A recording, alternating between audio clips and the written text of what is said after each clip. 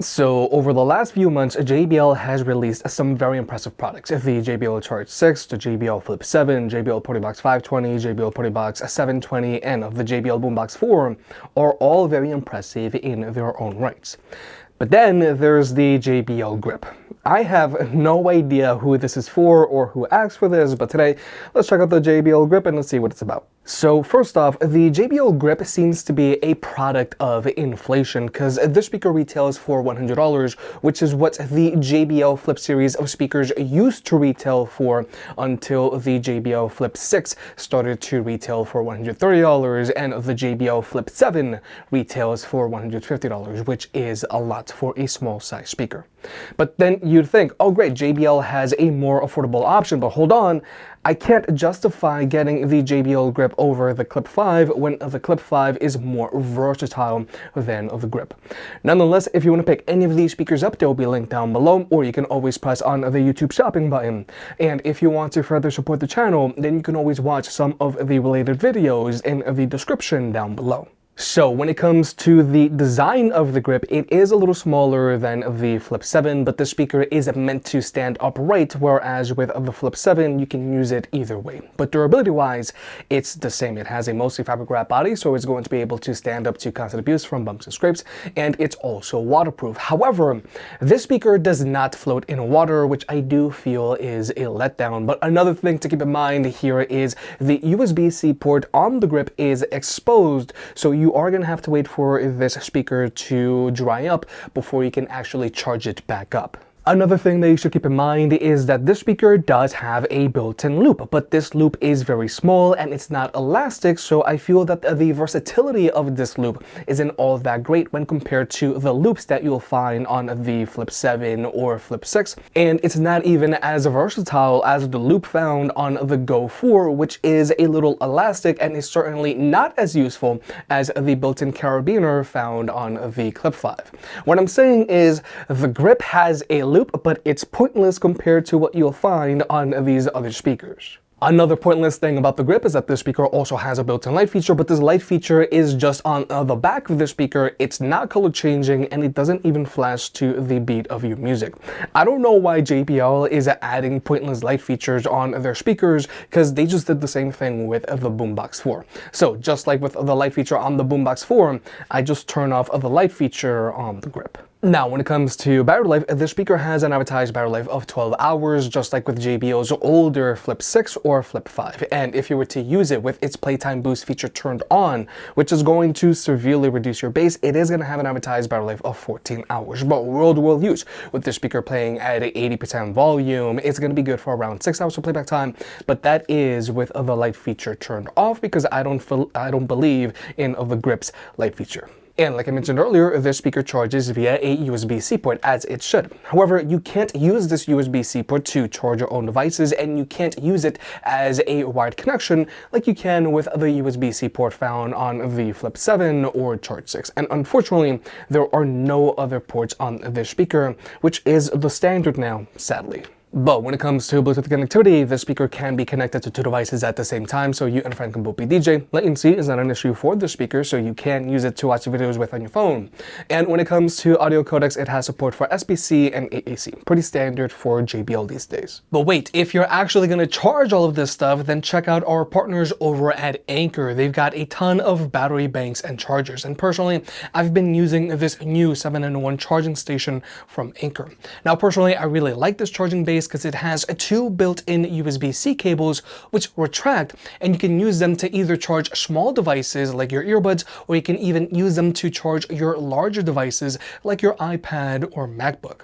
There's an additional USB-C port, so you can plug in an additional cable, and there's also a USB-A port if you've got any older devices that are using a USB-A cable. Plus on the back, you've got an additional three-prong AC ports, so you can plug in any of your other devices, and this base also has a built-in screen, so you can see how much power it's putting out. You can also see how much power each device is taking, and you can even get temp readouts just to be safe. Honestly, this charging base does save me a lot of clutter here in the studio because I have a lot of devices that just constantly need to be charged. So if you want to pick this charging base up, it'll be linked down below, or you can always always press on the YouTube shopping button. And I'm also going to keep a coupon code in the pinned comment down below so that I can get you an extra discount.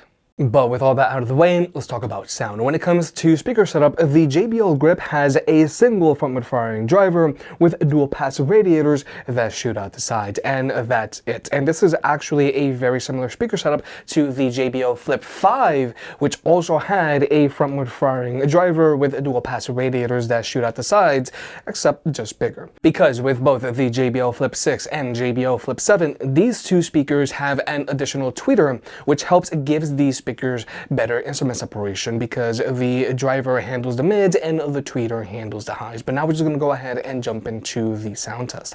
The JBL Grip is going to be playing at 75% volume with a stock JBL EQ.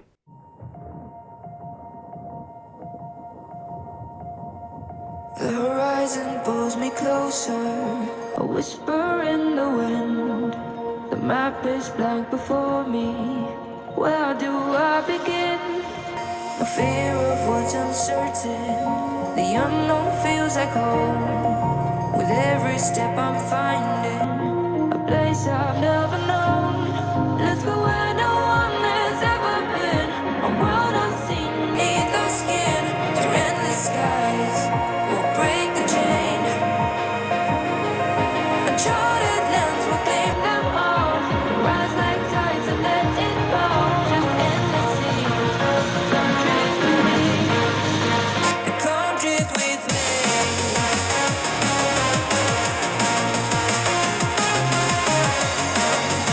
me.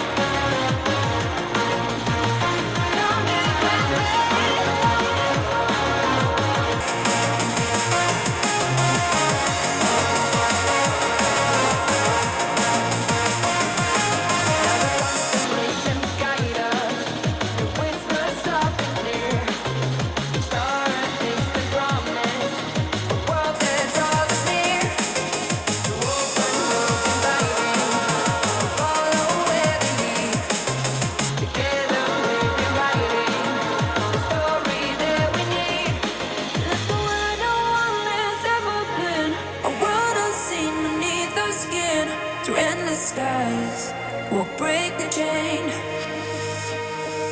Uncharted lands will claim them all. Rise like tides and let it fall. Just endless seas. Come drift with me. Come drift with me. Come drift with me. And come drift with me.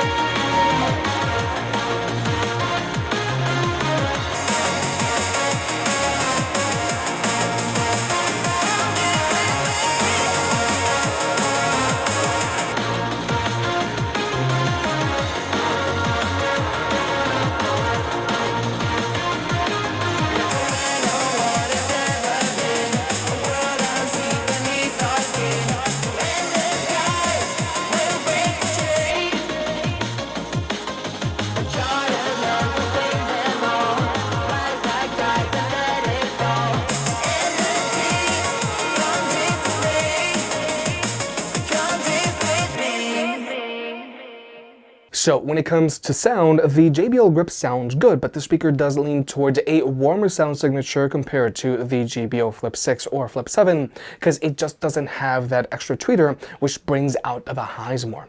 Simply put, the JBL Grip sounds like the JBL Clip 5, except it is going to get a little louder and it is going to have a little bit more bass. But overall, the JBL Grip sounds balanced, albeit it does lean towards that warmer sound signature.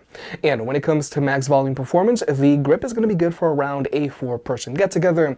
It gets decently loud for the shower, or it's a good option if you want something small to use on your bike. But as you'd expect, it doesn't get as loud as the JBL Flip 7, but it is a little louder than the JBL Clip 5. But finally, let's talk about pairing the speaker up with other speakers. Now, if you have two JBL grips, then you'll be able to wirelessly pair them up and get them to play in left or right stereo mode, but they have to be two of the exact same speakers. Now, the JBL grip is using Auracast, so you can also pair it up to other Auracast speakers, like let's say the JBL Charge 6 or the Flip 7, Clip 5, or Go 4, or to the Boombox 4, and you can get them to all play in sync, but you can also pair up your JBL grip up to any of JBL's Partyboxes that are also using Auracast, like let's say the JBL Partybox Encore 2, or the Partybox 120, 320, 520, 720, or to the Ultimate, and you can get them to all play in sync as well. I don't know why you'd pair a grip to a Partybox, but it can be done. But unfortunately, since the JBL grip is using Auracast, you can't pair it up to any of JBL's older speakers that are using Party Boost, like either the JBL Boombox 3, the Boombox 2, Extreme 3, Charge 5, Pulse 4, Flip 6, or to the Flip 5. The JBL Extreme 4 is the only JBL Auracast speaker that can connect to both Auracast speakers and Party Boost speakers.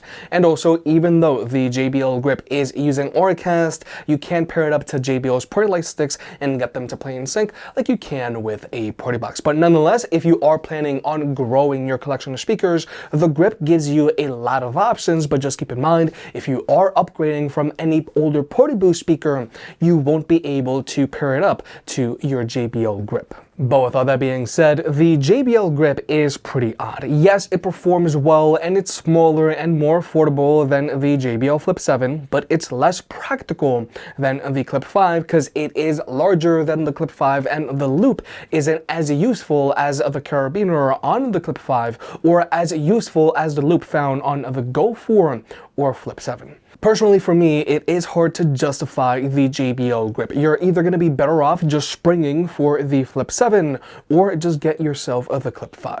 If you made it this far, I guess you enjoyed the video, so hit the like button and get subscribed. If you want to pick any of the products up, they'll be linked down below. And if you want to further support the channel, check out the merch. I made some shirts and hoodies that look and feel great. And you know I can be very particular, so I'll only slap my name on something if I'm really proud of it.